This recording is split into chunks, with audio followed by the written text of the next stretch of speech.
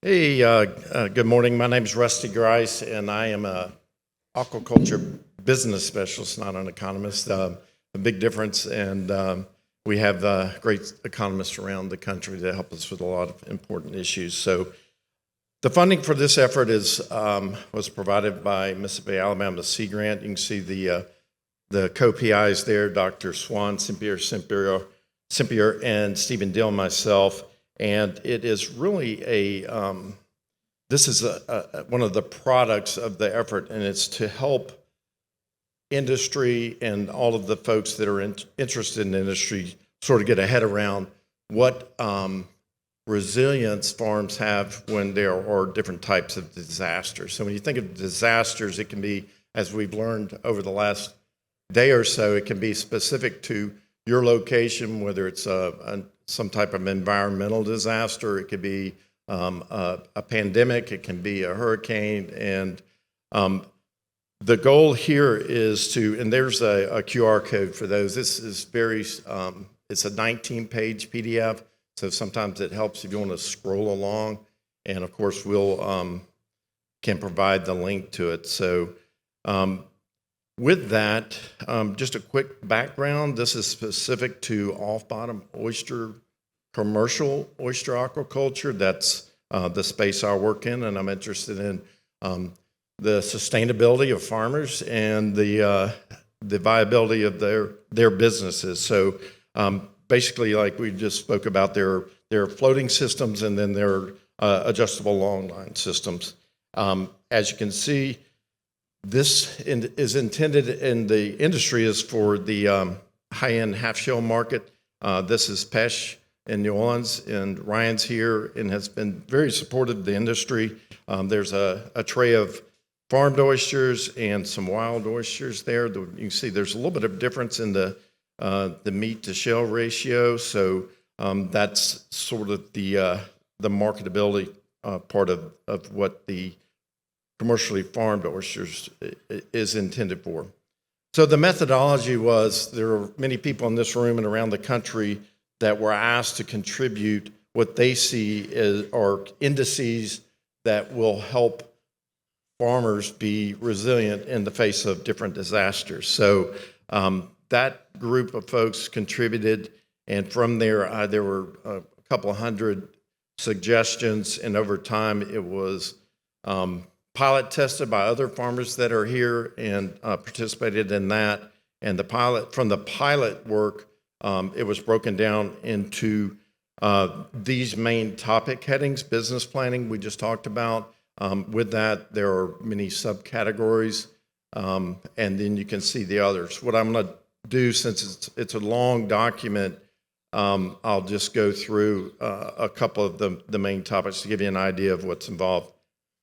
Again, it's a business assessment, which is different than the folks that I mentioned earlier that have expertise in community resilience. So it's crossing over into a conversation with somebody about their personal business is very different than talking to the mayor about resilience for hurricanes. So we're sensitive to that. It's not a pass, fail, or score or anything like that. It's something to prompt questions in your mind about things. And every time I go through it, I see something that I really don't know as much as I probably should know about it. So again, business planning, the basic things there, the narrative, your financial plan, how your cash flow will work, and then in the event of, we know more storms are coming. We've heard about other freshwater intrusions, closures. Area 2 Mobile Bay just opened up yesterday. I think it was 21-day closure. So they missed Mardi Gras, they missed Super Bowl. And so that's a pretty local disaster, but that's at least having that built into as best you can and have some predictability around those types of events the goal is to make it the business more resilient. We just talked about seed supply. I remember going over visiting with Canaan after Michael, and we went to visit some farmers around the lease. They were trying to recover their gear, and they were already seeing 100% mortality. So seed supply we just learned from a panel of experts, is a challenge in good times. After some type of significant event, if you don't have seed availability, then the factory stops and it could be, months or or longer, depending on your grow out. In the budget, like we talked about, is there a line item for gear that's damaged, destroyed, lost, or do you have it on standby? Do you have access to vendors? Do vendors have gear available, and those types of things? Because you want to be able to get your business back on its feet as quick as possible. Marketing. So I know some folks that are world-class marketers. There's a couple here. And there are folks that I've worked with that have never done any marketing and have been in the business 7, 8, 9 years. So, but that, it's different skill sets for different types of folks. So, again, just some of the topics there. Yes, no's. You just check the box. Yes, no's, and there's some that are obviously going to be not applicable. It's not a scoring system, as I mentioned. And then we worked with other Sea Grant and folks around different extension agencies, and specific to the Gulf of Mexico, about disaster preparedness. If you know a storm's coming, do you have time to get your farm ready, sink your gear, drop your lines, and those types of things? Do you practice that, et cetera, et cetera? So seems like pretty obvious stuff, but when the storms come up seemingly more quickly, you barely have time to get your family and your personal property ready for a storm, much less going out in pretty rough conditions and trying to button up your farm. Anchor pools, I know there's research being done on that. We had, I forget which hurricane it was, but there was an anchor pool scenario. The one on the left is about a, kind of tractor supplied 2.5, maybe 3 foot auger anchor. And then when you are not able to sink your gear on floating systems, there's so much wave energy and pressure on the lines. It pulled anchors, and post-storm lessons learned. Those are 8-foot auger anchors on the right. You go all the way down into the sea floor.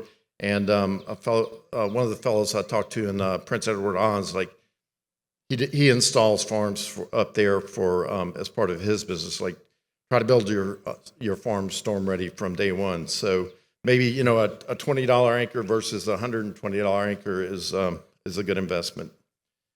Yeah. So when anchors are pulled, you can see on the left side, those are floating, a couple lines of floating cages and up in the marsh. I was able to work with others and fly a drone and locate it and help folks recover their gear. Interestingly, the oysters are still alive, but the weight of the gears is such that it's hard to get everything back and into the water from upshore.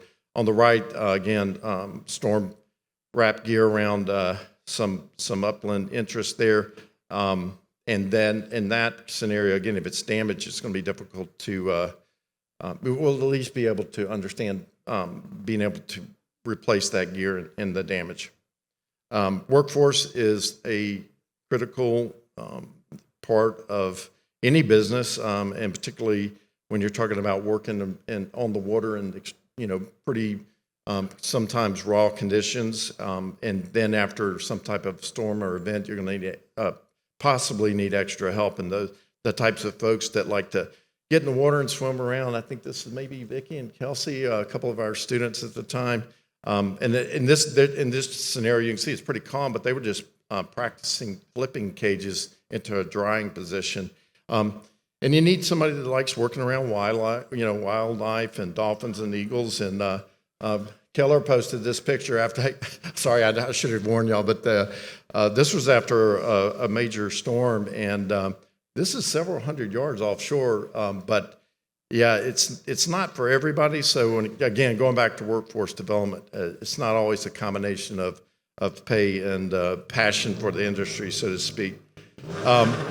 Excuse me. The monitor of water quality, we have some expertise in the room, and there's ongoing research and efforts to help folks understand. There's some monitoring stations as we see salinity in heat and combinations, multiple stressors. I learned from some of the smart researchers in the room. So again, we're going through this and we're checking yes, no's, and yes, no's. This is just a picture of Mobile Bay as provided by the Alabama Department of Public Health on the different zones that are managed by them. And it looks like a lot of water that is conditionally approved in the blue, but for a lot of different reasons, that is a very limited area for commercial oyster farming. And with that, John Supan mentioned yesterday in his presentation the importance of understanding the ISSC, the NSSP, and I highlighted it blue and then bolded. The 2019 model ordinance is 502 pages, and there could be just a couple of lines in there that are important to your specific site and what's going on in your state. Also, in a couple of weeks in Baton Rouge, there's going to be the next conference, and after that, we'll look at any changes that are proposed or passed that may have some impact on our folks here in the Gulf. At the end, one thing is we try to drive awareness to extension specialists, folks that are happy and available to help with a variety of questions and expertise across all of these topics. Some folks are not aware that folks like myself and others are out there and are happy to help. Quickly, once you do all those things, there's 122 of those. So you go through those by these different sections, 1 through 7. It's very simple, yes, no, and tally. And again, the team didn't want to come up with a pass, fail, or you made this score because you come away with some different type impression. But based on the number of yes, no's, you can say, well, I don't feel particularly comfortable or in a particular area. Maybe I need to spend more time understanding the regulatory issues and how the shellfish is managed, from an interstate perspective. But I feel great about my business plan, and I look at that regularly and update it and keep good records and inventory and those types of things. So the next steps, and we're reaching out to folks in the northern Gulf of Mexico, in the Gulf of Mexico. So the effort involves 35 different farmers that are willing to participate. We've gotten through 9.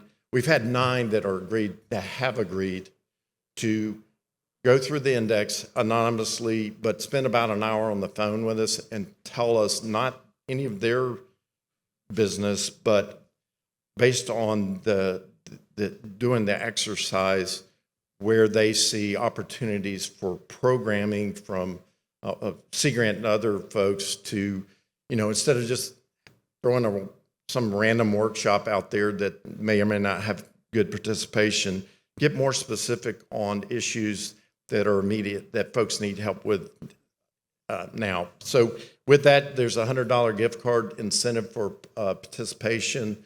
I'll be around, and if you're interested, please let me know. I know Leslie and Jason and the other states are going to reach out to the farmers there as well. So at the bottom of that document, there's a bunch of supporting materials, and there are links to a variety of things, including business planning tools and the regulatory folks we mentioned. This is my Meanwhile in Canada slide. So this is what they're doing this time of the year. This is Raspberry Point Oyster Company in Prince Edward Island. Buddy up there, so they get chainsaws and they cut holes and they go scuba diving and harvest their oysters. And this is during good weather. So it's always good to come home. One other thought I had, we heard from Matt Wilkin yesterday, and this was like 5 years ago.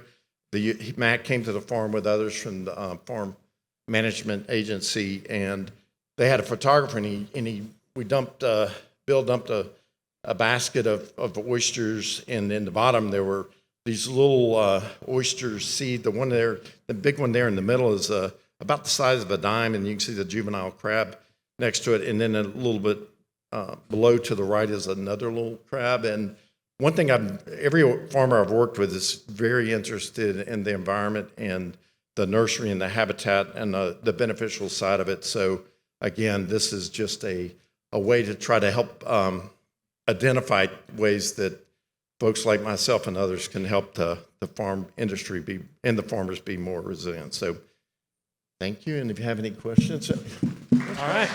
We don't have time, actually.